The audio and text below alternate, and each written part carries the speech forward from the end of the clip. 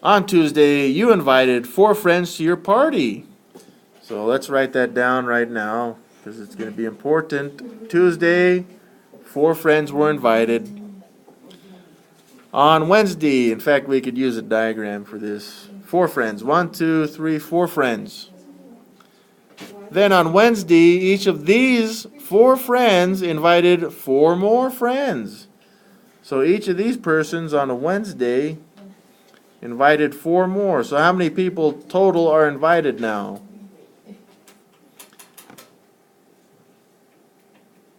How many people? 16. That would be 16 for Wednesday, but then also the 4 on Tuesday would make it 20 total invited, right? This pattern continues until on Thursday and Friday. So let's look at Thursday and a Friday. So Wednesday, yes, there were 16 total that were invited on Wednesday. Yeah, Tuesday there was 4. What about themselves? Yeah, and the 4, right? So then wouldn't it be 20 on Wednesday? Yeah, so 20 total if we combine Tuesday and Wednesday. 16 were invited on Wednesday though, right? So if these 16 invite 4 more peoples, how many people were invited on Thursday? 64, right? Now each of those 64 peoples is going to invite 4 more peoples.